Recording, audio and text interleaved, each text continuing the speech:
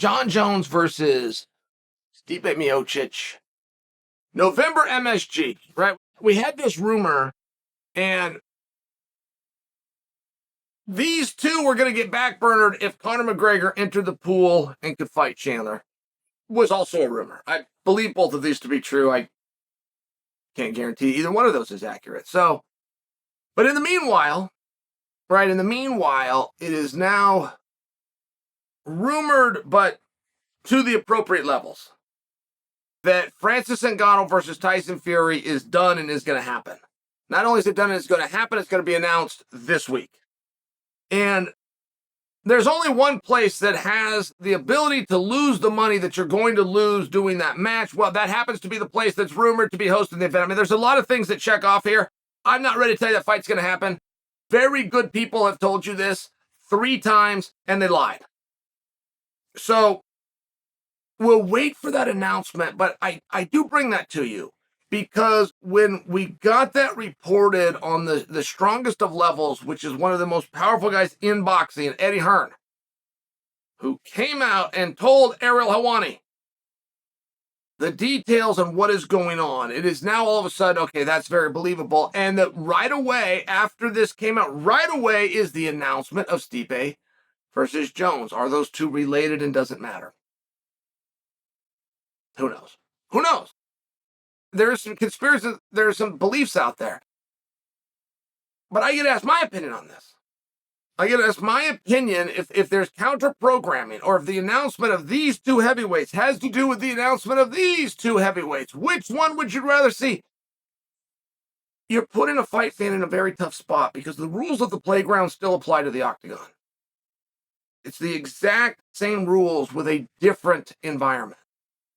And I never wanted to see somebody fight that didn't want to fight. And Jon Jones and Stipe Miocic clearly do not want to fight. And if that's both of them or that's one of them and it hasn't been revealed to us, okay, fine. But they clearly don't want to fight. They had this opportunity over and over and over again. And they don't want to fight each other. And new contenders have come up. And so you've got this interesting spot of, if you get asked about it today, there's a lot of work to do for that fight. It's very hard when guys don't want to fight. But then you got Francis and you got Fury. And they clearly don't want to fight. Fury brought Francis to England and in front of 93,000 people where he promised them all he was never going to box again. He also promised them he was going to do something. So they were going to make up a sport, but he was going to do something with Francis. And he then promised the world that he was off to the Middle East and he was going to fight with so-and-so. I can't remember who that was. Remember they were going to do that? They were going to bring Anthony Joshua, and they're going to bring that guy that's carrying the gun now because he's scared of me. And they're going to bring all these guys were going to go out there, and it's $200 million in person. Remember, we had a lot of details on it. None of it was true. None of it was all a lie. And okay, so now we're back. We're back to Francis. As soon as you came off Francis, it's clear you don't want to fight Francis. Oh, and by the way, there was a Ruiz slipped in there. There was there's a guy out of the Ukraine. His name's like Usyk. He was thrown in there twice. So I'm just sharing for you that as soon as Tyson Fury came off of Francis, he now doesn't want to fight Francis.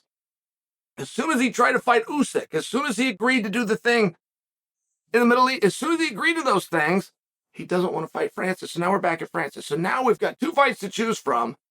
Between the 4 competitors, the only thing that we know is they don't want to fight. And it's a tough spot. It's a tough spot to put a fan. What do I want to do? Who do I want to cheer for? I don't want guys to fight that don't want to fight. And the 4 of them clearly don't. This isn't my opinion. These are facts. It is a fact that Jones and Ngannou was tried to make for December 10th. I'm also aware it's a fact that was denied. It's a fact that was tried to be made. It's a fact that Stipe tried to get the fight with Jones on March 4th, and they brought out a guy that was 1-1 in his last 2 and gave it to him instead. It's a fact that Jones and Stipe feinted to the world that they were going to do this on International Fight Weekend. There wasn't even a heavyweight fight on the main card for International Fight Weekend. This isn't Chael creating things. These guys don't want to fight. And Ngannou and Fury don't want to fight. And I'll never get tired of seeing, and you must understand, the sport of boxing exists on one premise. There is one fundamental foundation that you could trace back from now to the beginning of boxing. And there's only one. It's very rare that you understand this. There's not two. There's not three things that were true at the beginning of boxing and that are still true today. There's one. There's one principle. And that's finding a guy that's willing to lose money. And the whole sport goes away once you stop finding a guy that's willing to lose money. They don't make money on boxing events. They lose money. You don't see the same guy doing multiple events. He does one event and he loses his money. You got to go find another guy. And I bring that to you because you have the most polished and professional man in Eddie Hearn, who came out and told the media that there's a fight announcement coming for Ngannou and Fury. Well, then who's holding the fight? Who's writing the check? Who's the promoter? Who's organizing this? If it's not Eddie, who's got the money? Who's got the connections if it's not Eddie? And I'm asking you a rhetorical question. You'd have to know the sport of boxing to have that answer. But allegedly, that's coming this week. Stand by.